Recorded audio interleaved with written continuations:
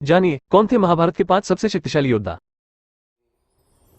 द्रोणाचार्य ने ही दोनों तरफ की सेनाओं को ज्ञान दिया था। इनके पास हर अस्त्र को चलाने का ज्ञान था। इसमें नारायण अस्त्र, पाशुपतास्त्र और ब्रह्मास्त्र भी शामिल है।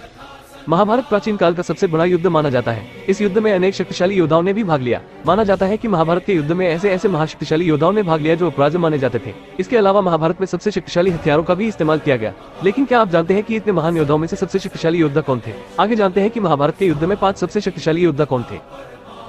अर्जुन। महाभारत के युद्ध में शक्तिशाली योद्धा के रूप में अर्जुन को भी जाना जाता है। माना जाता है कि अर्जुन के पास कई अस्त्रों का ज्ञान था। कहते हैं कि जब अर्जुन को चुनाव का मौका दिया गया कि वो कृष्ण की नारायणी सेना को चुने या स्वयं निशिष्ट कृष्ण को, तो उन्होंने कृष्ण का चुनाव किया। यह महाभारत का सबसे बड़ा निर्णय था। अर्जुन ने ही कौरवों की आधी से अधिक सेना को मारा। इनमें भीष्म और कर्ण भी शामिल थे।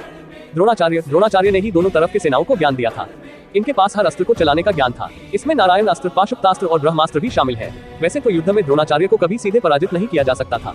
तब श्री कृष्ण ने भीम से कहकर एक अश्वत्थामा नामक हाथी को मरवा दिया और हर तरफ खबर फैला दी कि अश्वत्थामा मारा गया।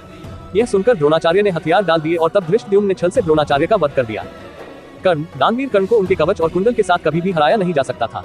कहते हैं कि पहले छल से कर्ण के कवच कुंडल का त्याग करवाया गया। उसके बाद भी युद्ध में कर्ण से जीतना असंभव था। कहते हैं कि जब कर्ण का रथ एक गड्ढे में फंसा तब छल से अर्जुन ने कर्ण का वध किया। कर्ण को वरदान मिला था कि उसके कवच और कुंडल को दुनिया का कोई भी अस्त्र शस्त्र नहीं भेद सकता था। कर्ण ने युद्ध में नकुल, सहदेव, युधिष्ठिर और भीम को भी हराया था। लेकिन उन्हें मारा नहीं, क्योंकि कर्ण ने प्रतिज्ञा की थी कि वो सिर्फ अर्जुन को छोड़कर अपने भाइयों को नहीं मारेगा।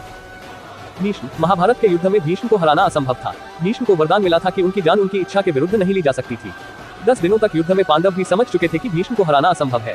कहते हैं कि भीष्म ने महर्षि परशुराम को भी हराया था, जो कि विष्णु के अवतार थे। तब शिखंडी को आगे कर अर्जुन ने भीष्म पर सैकड़ों बाण दागे और भीष्म तीरों के बिस्तर में फंस गए।